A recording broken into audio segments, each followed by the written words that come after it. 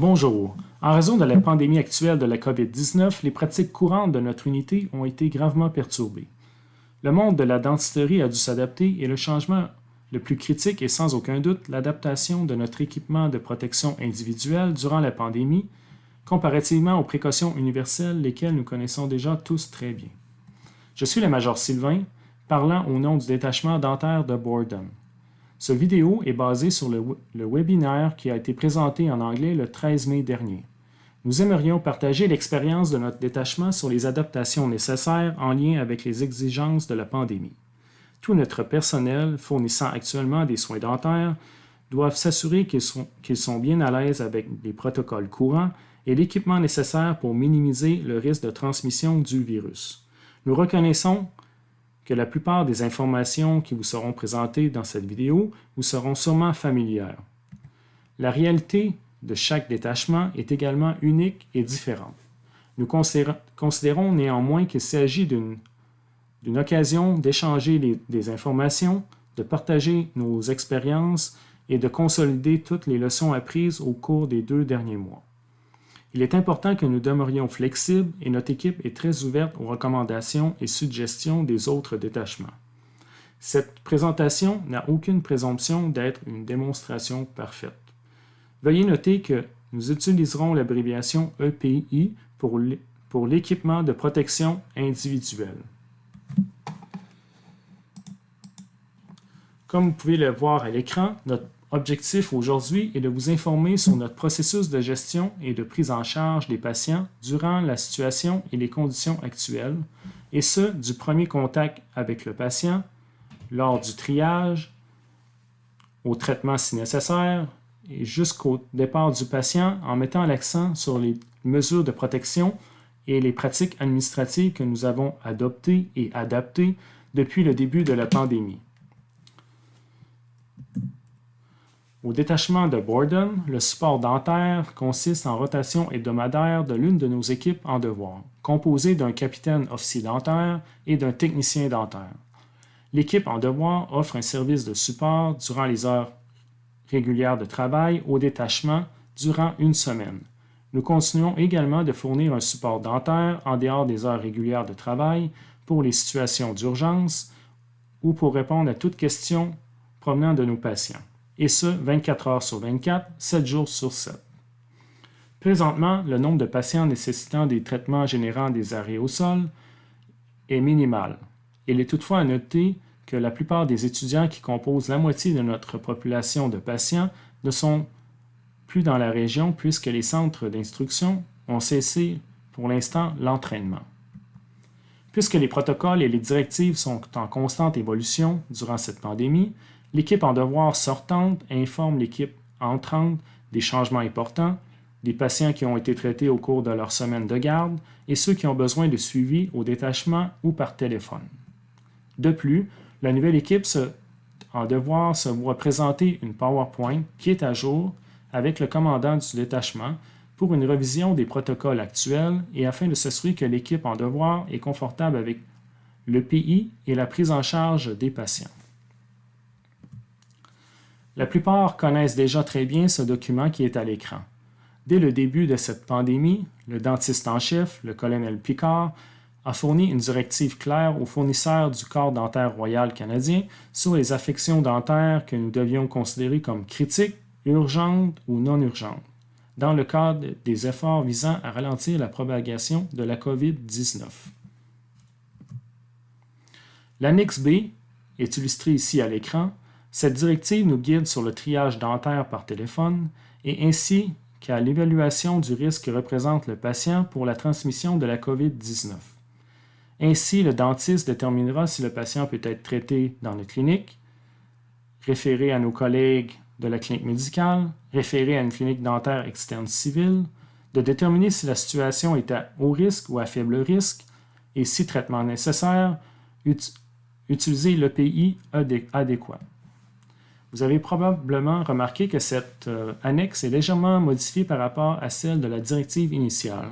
Cela reflète l'introduction des unités de filtration d'air dans notre pratique actuelle. Ces unités vous seront présentées un peu plus tard dans cette vidéo. Tout dépendant de la situation, nous pouvons tenter l'approche pharmacologique, mais chaque situation est différente et particulière à chaque patient. Certains patients, la situation peut être résolue au téléphone, certains, ils ne devront qu'être vus en consultation, mais certains nécessiteront des traitements générant des aérosols. On peut penser à une pulpectomie, une restauration temporaire ou une extraction. Notre but est toujours d'offrir un support dentaire à nos patients pour les urgences et non seulement d'offrir un service de télédentisterie. Nous avons la chance d'avoir à notre disposition un certain nombre d'établissements dans notre région qui sont équipés et préparés pour fournir un traitement d'urgence aux patients confirmés de la COVID-19. Notre détachement est situé au deuxième étage de notre bâtiment et nous avons la chance d'être co-localisés avec nos collègues de la clinique médicale. Tous les patients sont d'abord triés par des techniciens médicaux à la porte principale et aucun patient qui serait soupçonné d'être infecté par la COVID-19 ne rentre dans le bâtiment, mais ces derniers seraient plutôt vus dans des installations temporaires à l'extérieur telles que visibles sur ces photos. Ce tri prévient qu'un patient infecté ne se présente à la porte de notre clinique, ce qui offre une prévention additionnelle pour notre personnel. La clinique médicale offre également un service de cueillette de prescriptions de médicaments sans contact à l'extérieur du bâtiment. Nos patients nous contactent généralement en premier par téléphone. La porte est généralement verrouillée pendant les heures régulières de travail. Une affiche fournit aux patients les numéros téléphoniques afin de contacter l'équipe de garde. Nous allons maintenant aborder notre approche de l'accueil et la réception des patients, pendant les heures de travail et en dehors des heures de travail. Comme vous pouvez le constater sur cette photo, nous avons réaménagé notre salle d'attente afin de faciliter la distanciation physique. Les patients sont accueillis à la porte par notre technicien dentaire qui sera protégé par un masque chirurgical de type 1 et une protection oculaire. Nous avons fait installer une barrière de plexiglas devant le bureau de réception comme protection additionnelle pour notre personnel administratif. Si un patient arrive sans masque, le membre est dirigé vers un chariot où il effectuera l'hygiène de ses mains, mettra un masque de type 1 et effectuera l'hygiène de ses mains une seconde fois. S'il porte déjà un masque, nous lui demanderons de nettoyer ses mains. Sa température sera prise avant d'être reçu par l'équipe dentaire pour le traitement ou la consultation. Des affiches informent également le patient sur nos politiques de distanciation et de triage obligatoire, même si ces questions lui ont déjà été posées à leur entrée dans le bâtiment par le personnel médical. En dehors des heures régulières de travail, nous devons ajuster légèrement notre protocole. À leur arrivée, nos patients contactent l'équipe en devoir par téléphone et un membre de notre équipe accueille le patient à l'entrée de service du bâtiment. Ils ne sont pas contrôlés par nos collègues médicaux. Nous utilisons cette entrée car elle possède un vestibule qui nous permet de maintenir une plus grande distance physique. Nous avons placé un chariot qui sert de poste d'hygiène des mains et un évier de campagne et du savon est également disponible. Le patient effectuera l'hygiène de ses mains, mettra un masque, effectuera une seconde fois l'hygiène de ses mains. La température du patient est alors prise avec un thermomètre infrarouge pour éviter tout contact. Il sera alors escorté vers notre salle d'attente tout en maintenant une distanciation physique appropriée. Nous allons maintenant regarder une vidéo sur la réception de nos patients.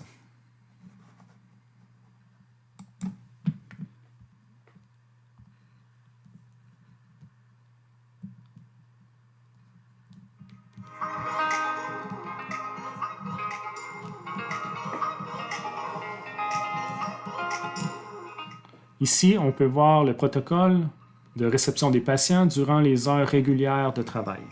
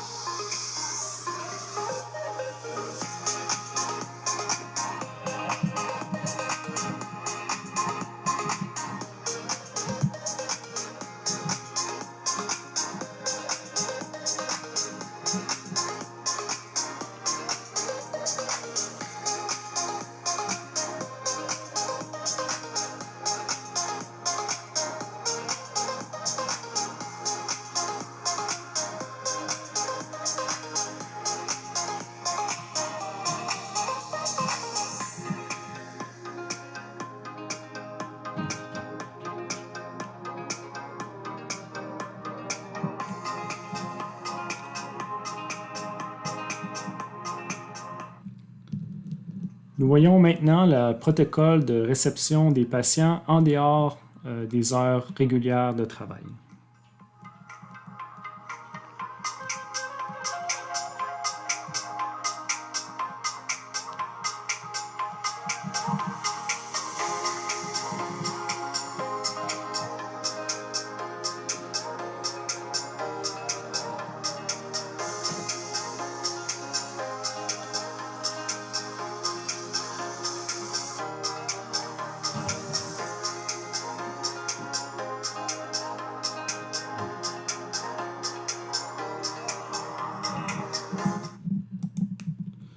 La dentisterie est l'un des domaines de la santé les plus à risque pour la transmission de ce virus, de sorte qu'il est impératif que des mesures appropriées soient mises en place pour protéger notre personnel, nos familles et nos patients.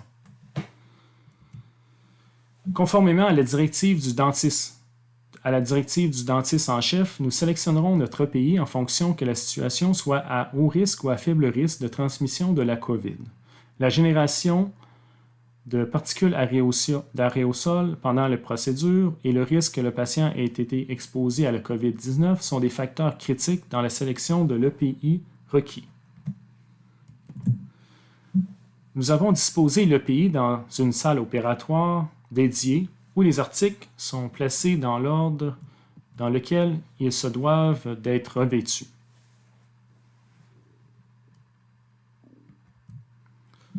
Bien en vue, nous avons placé des affiches et des aides-mémoires concernant l'hygiène des mains, l'EPI nécessaire pour des situations à haut et à faible risque, la séquence pour revêtir l'EPI et la nécessité d'un système de vérification de l'EPI entre le dentiste et l'assistante.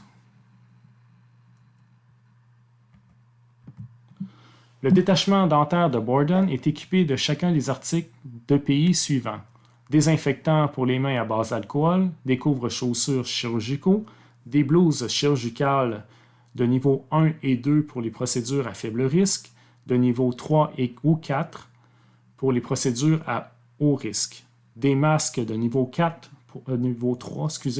pour les procédures à faible risque et des respirateurs N95 pour les procédures à haut risque, des lunettes de protection, des écrans faciaux, des bonnets chirurgicaux, des gants chirurgicaux pour les procédures à haut risque et des gants d'examen pour les procédures à faible risque. On peut voir à l'écran la liste de l'EPI nécessaire pour le traitement à faible risque. Donc, on peut remarquer qu'il faut un masque, une protection oculaire, une blouse chirurgicale de niveau 1 ou 2 et des gants d'examen. Des dentistes ont demandé si les loupes pouvaient être portées pendant le traitement. Comme indiqué dans une récente mise à jour du dentiste en chef, il est reconnu que les loupes sont l'un des éléments les plus importants de l'instrumentation dans la dentisterie. Les preuves scientifiques démontrent que la magnification à l'aide de loupes offre d'importants bénéfices en égard aux résultats obtenus dans plusieurs procédures dentaires, particulièrement en dentisterie opératoire et en endodontie. Les loupes offrent un niveau de protection similaire aux lunettes de sécurité et sont acceptables comme protection oculaire autonome pendant les traitements à faible risque. Cependant, si vous le faites, assurez-vous qu'elles offrent une protection latérale. Si elles ne le font pas, on pourrait penser à porter un masque avec une visière ou un écran facial. Pour les situations à haut risque, elles peuvent être portées à la place de lunettes de sécurité si elles sont portées sous un écran facial qui s'étend du dessous du menton et couvrant au-delà des angles de la mandibule latéralement. Ce qui suit représente la séquence pour revêtir l'EPI nécessaire pour une situation à faible risque. Cette séquence sera démontrée dans une vidéo dans quelques minutes.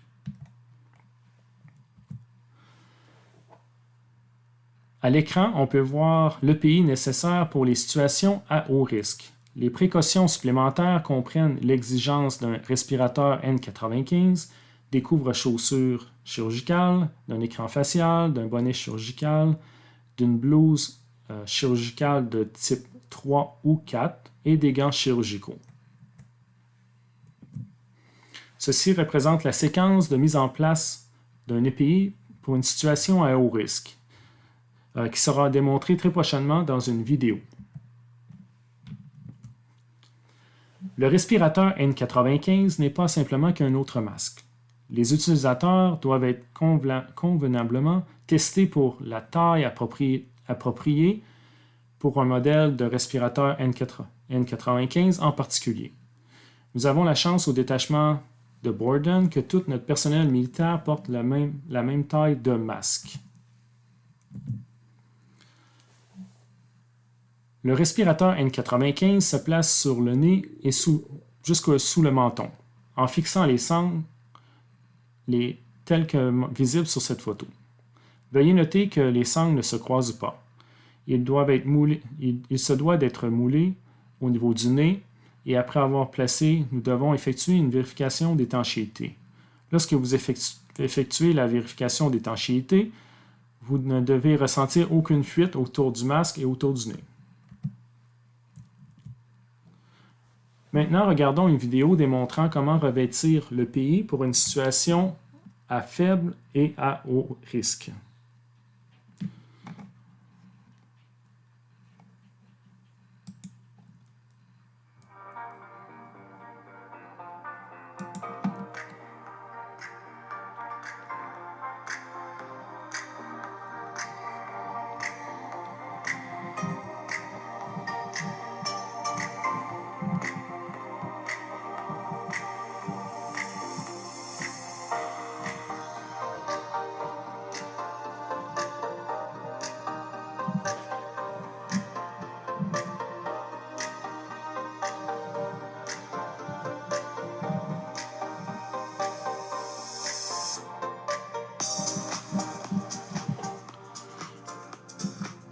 L'hygiène des mains peut être effectuée à l'aide de solutions à l'alcool ou à l'aide de savon et rincée sous l'eau courante.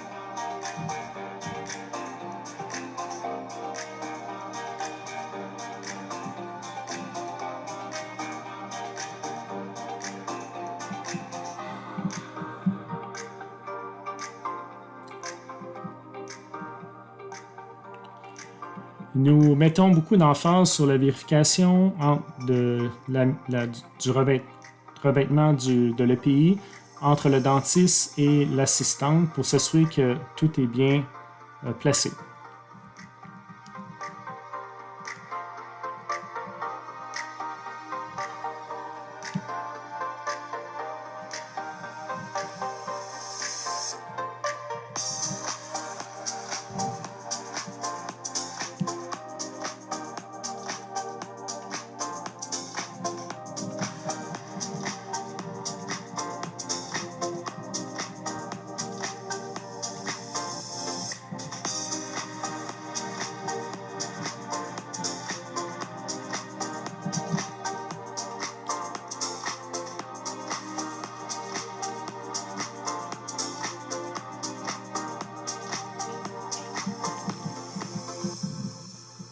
On peut observer que le caporal Maldonado ne porte pas de respirateur N95 afin de ne pas gaspiller cette EPI qui se fait rare.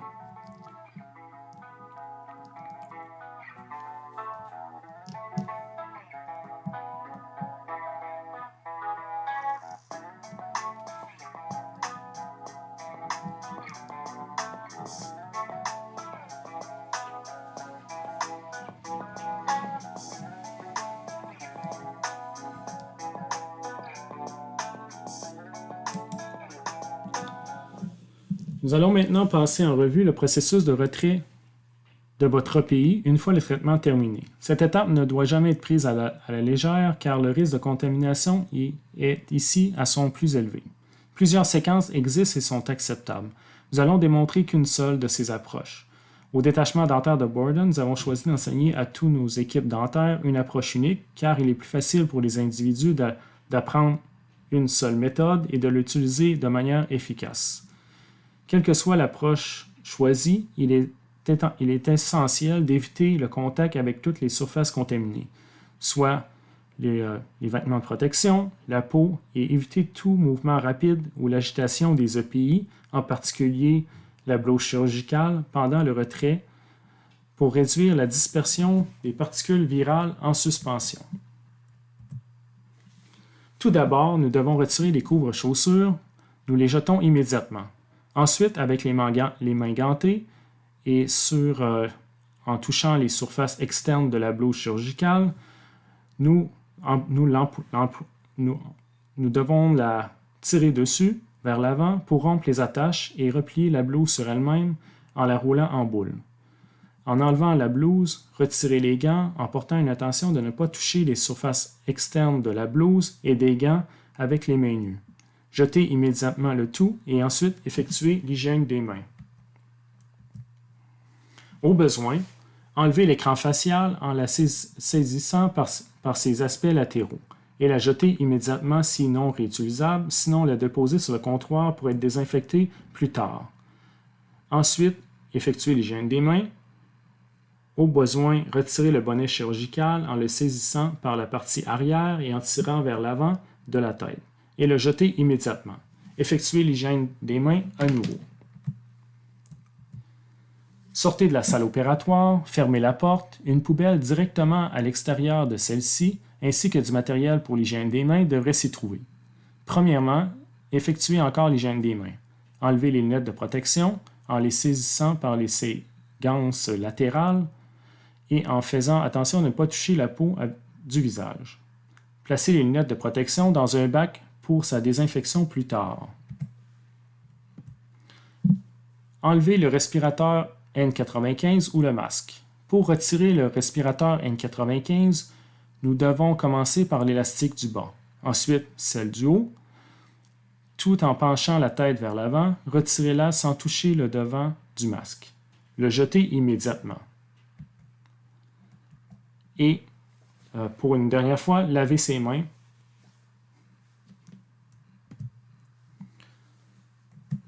Nous allons maintenant examiner une vidéo illustrant le retrait des EPI. Nous avons placé des affiches à l'extérieur et à l'intérieur de la salle opératoire afin que notre personnel n'aille pas à apprendre par cœur la séquence.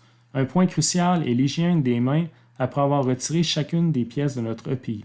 Également, nous mettons l'emphase sur la vérification entre le dentiste et l'assistante lors du retrait de l'EPI, car ceci est crucial afin de prévenir toute erreur pouvant mener à une contamination croisée.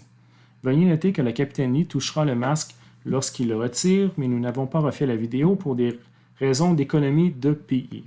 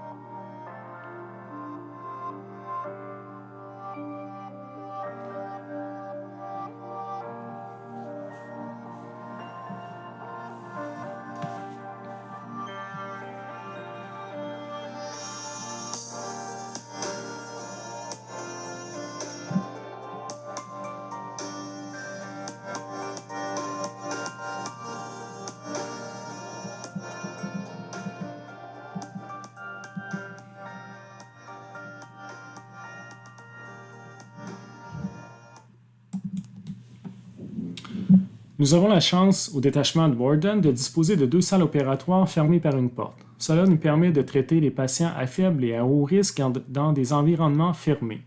Notez que des barrières sont placées sur tous les périphériques, tels que les ordinateurs. Comme vous pouvez le voir, afin de minimiser les surfaces contaminées et de faciliter la désinfection, nos 2 salles opératoires ont été dépouillées de tous équipements et articles non essentiels sur les comptoirs. De plus, nous plaçons un gobelet avec du rince-bouche contenant 1,5% de peroxyde d'hydrogène, des tissus mouchoirs et un sac Ziploc, dont le but sera expliqué plus tard durant cette présentation. On prépare 2 masques de type 1 sur le comptoir. L'un sera au cas où le patient aurait à quitter la salle de traitement pour une radiographie et l'autre lorsque le patient quittera la clinique. Si des procédures générant des aérosols sont prévues, une bavette est placée sur les masques afin de les protéger des aérosols. Nos 2 salles opératoires jumelles ont des postes pour disposer de l'EPI à l'intérieur et à l'extérieur de la salle opératoire. Elles sont adjacentes à la porte de la salle avec des aides-mémoires concernant la séquence pour retirer l'EPI qui sont placées de manière visible. Une de nos salles opératoires est équipée de 2 unités de filtration d'air. Une est placée au pied du fauteuil et l'autre sur le côté du fauteuil dentaire.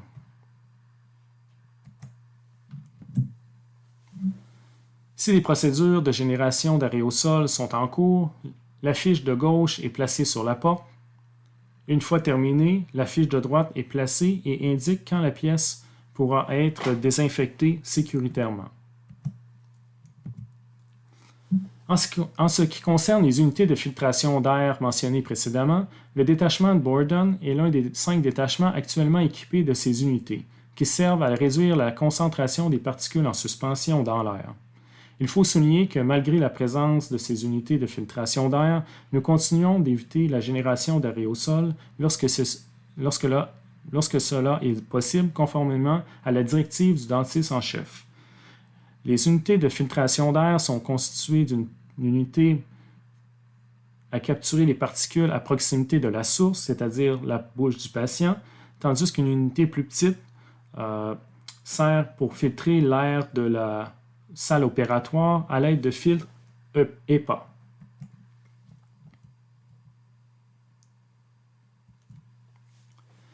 La plus grande unité est placée avec sa buse directement en dessous du menton du patient. L'unité peut être placée soit du côté du dentiste ou de l'assistante, bien qu'elle soit illustrée ici du côté du dentiste. Ces éléments ne sont efficaces que lorsque la salle opératoire est fermée par une porte. Bien qu'elle soit bruyante, aucune protection auditive n'est nécessaire. Lorsque le traitement en situation à haut risque se termine, toutes les personnes dans la salle opératoire, en incluant le dentiste, l'assistante et le patient, doivent rester entièrement protégées par son EPI pendant une période de 10 minutes dans la salle opératoire avec la porte fermée. Après l'attente de 10 minutes, le patient retirera sa blouse chirurgicale, il effectuera l'hygiène de ses mains, il mettra un masque, il effectuera l'hygiène de ses mains une seconde fois avant de quitter la clinique dentaire. Avant tout traitement, nos patients se rincent la bouche avec un rince-bouche contenant 1,5% de peroxyde d'hydrogène. Comme le rince-bouche est potentiellement infectieux, nous demandons aux patients d'absorber le liquide avec des tissus mouchoirs et de placer le gobelet dans un sac Ziploc avant de le jeter à la poubelle. Nous visons à prendre toutes les radiographies nécessaires avant de commencer le traitement. Si une radiographie doit être prise, une radiographie panoramique devrait être favorisée si possible, plutôt qu'une radiographie intraorale comme une périapicale ou interproximale. Mais encore là, c'est dépendant du besoin particulier de chaque patient. Nous avons un aide-mémoire accessible sur l'appareil radiologique panoramique, rappelant la séquence pour simuler une radiographie périapicale à partir d'une radiographie panoramique. Nous allons maintenant regarder une brève vidéo démontrant les procédures effectuées de la part du patient avant et après le traitement.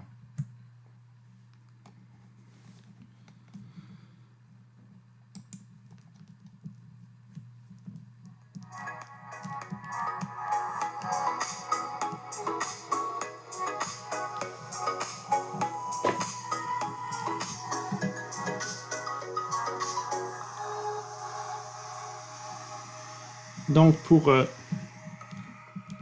une situation à haut risque, le patient va placer une blouse chirurgicale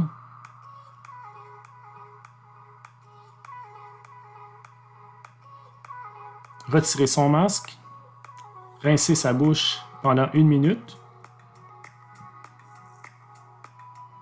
placer des tissus mouchoirs dans le gobelet, placer le gobelet dans un sac Ziploc et le jeter à la poubelle. À la fin du traitement, le patient retire sa blouse chirurgicale, encore là pour un traitement à haut risque, va laver ses mains, mettre son masque, laver ses mains une seconde fois avant de quitter la clinique.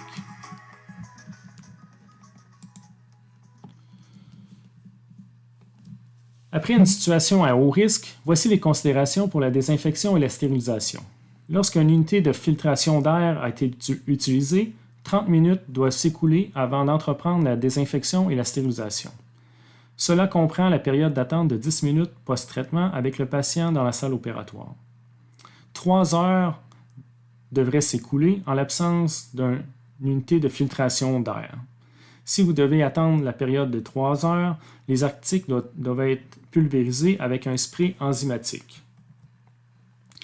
Une fois la période d'attente écoulée, un EPI pour situation à faible risque est enfilé avant la désinfection. Tout d'abord, les barrières sont retirées de tous les périphériques et placées dans la poubelle. Alors, les gants sont jetés, on effectue l'hygiène des mains, on met de nouveaux gants et la désinfection et la stérilisation suit le protocole déjà existant. Notez que les unités de filtration d'air sont nettoyées avec un désinfectant de niveau intermédiaire typique. En ce moment, nous utilisons une solution de peroxyde à 0,5%. Les appareils ultrasons ne doivent pas être utilisés pendant la pandémie.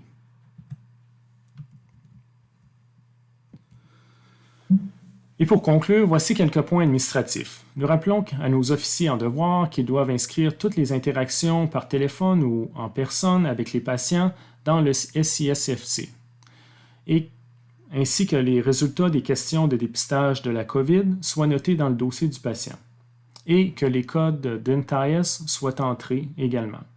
Étant donné que l'équipe de commandement du quartier général se doit d'être informée des traitements générant des aérosols, il est primordial d'utiliser dans DentaS les codes de traitement relatifs aux procédures utilisant des aérosols. Le commandant du détachement est accessible en tout temps par téléphone pour supporter l'équipe en devoir et il se doit d'être informé de toute situation particulière. Ceci conclut cette présentation. Nous serons heureux de recevoir vos commentaires ou de répondre à toutes vos questions.